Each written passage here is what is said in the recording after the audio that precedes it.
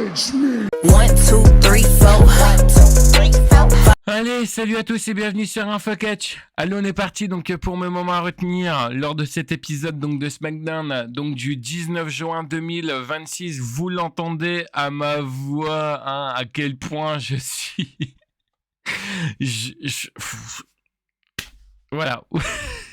Il y aura pas de coupage, hein. Je ne sais, j'ai même pas les mots pour ce épisode de SmackDown du 19 juin. Alors moi personnellement, je l'attendais avec impatience, hein, parce qu'il y avait de très bonnes choses qui ont été annoncées, mais le résultat final, waouh. C'est compliqué, hein. Bon, même si on a débuté très fort cet épisode de SmackDown avec, pour moi, qui aurait dû être complètement le main event au vu du match, mais avec les circonstances, je comprends pourquoi ils l'ont mis donc dans l'opener. Alors il faut savoir, hein, qu'on a eu Cody Rhodes qui a remis son titre WWE en jeu face à Gunther avec comme arbitre très spécial Sami Zayn qui avait été choisi donc par Gunther. Bon, dans ce match, quel était le tournant? Eh ben, comme vous l'avez compris, il fallait mettre de la tension entre Gunther et Sami Zayn, sinon ce n'était absolument pas du tout drôle. En fait, en gros, ce qui va se passer, c'est que à plusieurs reprises, Gunther n'écoutera pas du tout Sami Zayn, ou Sami Zayn, certes, a du mal à trouver son camp, mais essaye quand même de rester humble et authentique, ce qui n'est pas souvent le cas en général quand tu choisis ton propre arbitre. Et ben, c'est la personne qui a choisi l'arbitre qui est la plupart du temps avantagé.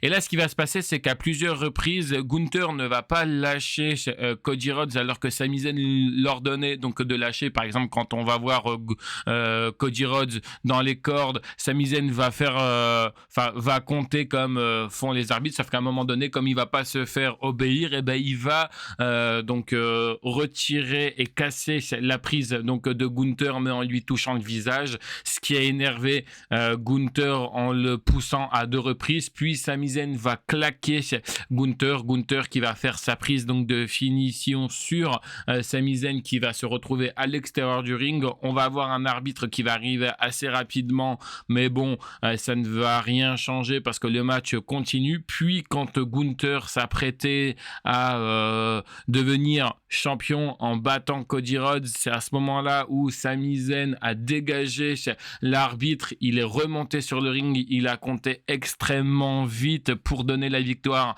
à Cody Rhodes, ce qui a déplu Cody Rhodes et également si Gunther qui a pété un câble, et le match est reparti aussitôt parce que Nick Aldis n'était pas du tout d'accord pour cela. Pour lui, hein, c'est Sami Zayn qui a coûté la victoire à Gunther. Donc on est reparti dans ce match où encore une fois il fallait nous trouver une supercherie. Et ce qui va se passer, c'est qu'on va revoir Sami Zayn arriver et claquer son elevator kick donc dans la tête de Gunther. Ce qui va se passer, c'est que l'arbitre va arrêter le match, donc victoire donc de Cody Rhodes via disqualification. Puis Sami Zayn qui va péter un câble sur l'arbitre pendant qu'il est en train donc de récupérer le titre pour le donner à Gunther. C'est Sami Zayn qui va frapper l'arbitre, récupérer ce titre, et encore une fois en train donc d'insulter Gunther. Et au moment où Cody Rhodes veut récupérer son titre, on a Sami Zayn qui se retourne, qui fout un coup de titre donc dans la tête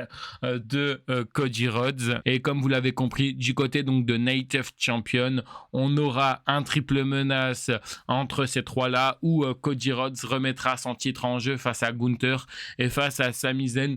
Tout ça pour nous mettre un Gunther un peu plus crédible et Cody Rhodes également, mais honnêtement, je sais pas, j'ai trouvé ça complètement débile déjà de la part, hein, donc de Gunther d'avoir choisi Sami Zayn. Jamais tu choisis Sami Zayn personnellement à la place de Gunther, mais bon bref, c'était pour nous mettre ce triple menace là du côté donc de Night of Champion la semaine prochaine.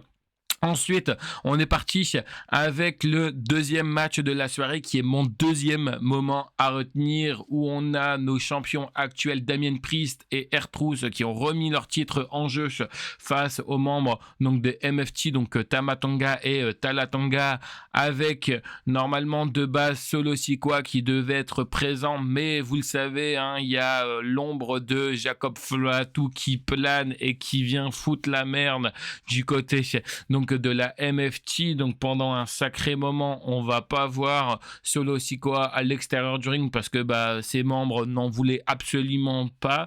Et puis à un moment donné, quand en plus ils ont l'avantage, hein, je crois que c'est à un moment donné, si j'ai pas de conneries, je crois que c'est Tala Tonga qui a l'avantage sur R-Truth, et c'est là sorti de nulle part en Solo Sikoa qui vient donc pour encourager donc les membres de son équipe.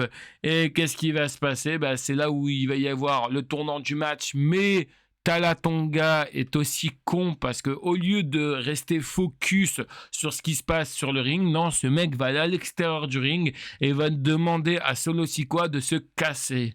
Alors, on peut dire que oui, s'ils perdent, parce que oui, hein, victoire donc de Damien Priest et de R-Truth, mais c'est plutôt à cause de Tala Tonga que à cause donc de Solo Sikoa. Et encore une fois, un peu plus tard dans la soirée, on retrouvera Solo Sikoa qui va parler à Jacob Fatu et qui va lui dire que si Roman Reigns aime bien foutre sa merde dans ma MFT et s'il continue à faire cela, c'est moi qui va venir du côté de Raw et foutre ma merde donc dans la Bloodline. Donc encore une fois, pareil, j'ai hâte de voir où tout cela va nous mener.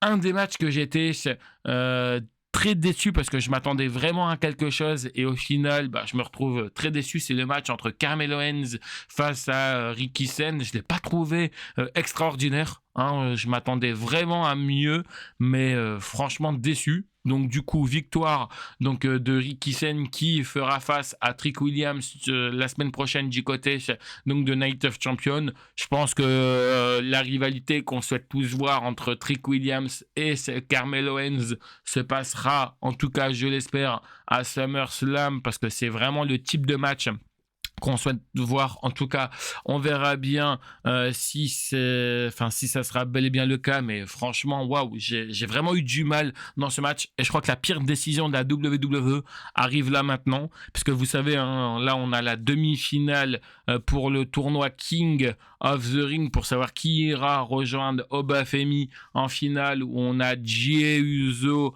face à Javon Evans. C'est tellement dommage parce qu'on a eu un putain de très bon match entre les deux. Et qui est-ce qui nous ont fait gagner? Ces cons. Ils nous ont fait gagner Jey Uso.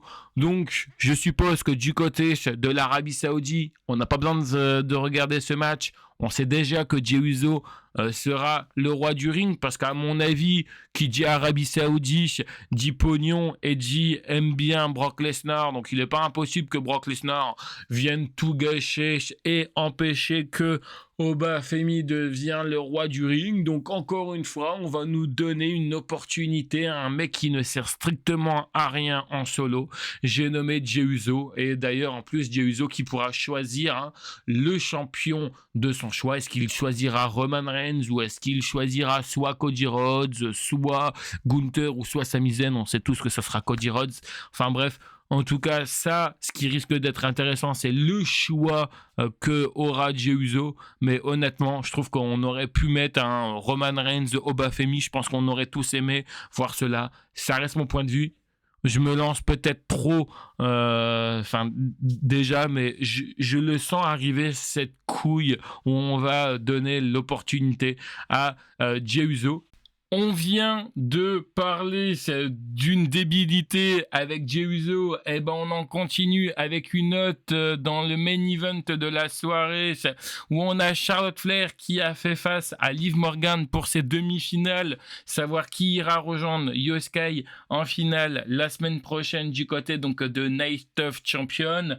Juste avant que ce match ne commence, nous avons Charlotte Flair qui a un comité d'accueil qui l'attend en la personne donc de Bifab, Jade Cargill et Michin qui vont la tabasser, hein, tout simplement pour éviter qu'elle arrive à 100% et pour éviter que Liv Morgan ne se fasse humilier. Et du coup, on a Charlotte Flair qui se retrouve plus à 100% mais à 50% pour son match. Elle va quand même y aller. Et donc, un match qui était franchement très bon. Il n'y a pas eu d'intervention plus que ça, hormis avant le match. Mais sinon, il ne va pas y avoir d'autres interventions. Et qui est-ce qu'on a décidé de faire gagner? Ouh là là, attention, roulement de tambour. Soyez tous surpris quand je vais vous dire le nom. Liv Morgan. Voilà. Bravo. La débilité de la WWE. Putain, mais c'est pas possible. Là, tu l'as fait gagner. Pourquoi? Parce que t'as pas de plan, en fait. Hein. Ton plan ultime pour Liv Morgan, c'est quoi? C'est Stephanie Wacker. Mais comme Stephanie Wacker est blessée, tu te dis, tiens, si on donne la couronne à Liv Morgan parce qu'elle va pas s'auto-concurrencer, sinon c'est complètement débile. Et puis on se dit, en espérant, hein, j'espère que Stephanie Wacker sera de retour pour SummerSlam pour une nouvelle fois continuer cette rivalité. Parce que, comme je viens de vous le dire, hein, aucun plan pour Liv Morgan. Donc du coup, là, elle affrontera certes Io Sky du côté donc de Night of Champion. Et je m'attends à ce qu'on ait, comme je viens de vous le dire, hein, Charlotte Flair, Liv Morgan qui gagne. D'ailleurs, j'aurais tellement aimé voir ce Charlotte Flair et Io Sky. Je pense qu'on est tous d'accord pour se dire que ce Charlotte Flair et Io Sky est 10 fois mieux que Liv Morgan face à Io Sky. Parce que là, je m'attends à des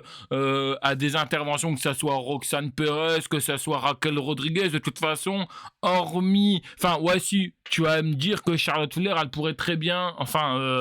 oui, on pourrait avoir potentiellement une aide pour... non, même pas, parce que j'allais dire une connerie, on pourrait avoir Rhea Ripley qui viendra aider Io Sky, mais non, Rhea Ripley qui, certes, est en tout cas, qui était sur l'affiche de Night of Champion il y a quelques heures, mais qui a été retirée suite à une blessure. Donc d'ailleurs, c'est pour ça hein, aussi qu'on n'a pas de match de championnat pour Rhea Ripley. Donc en fait, oui, finalement non.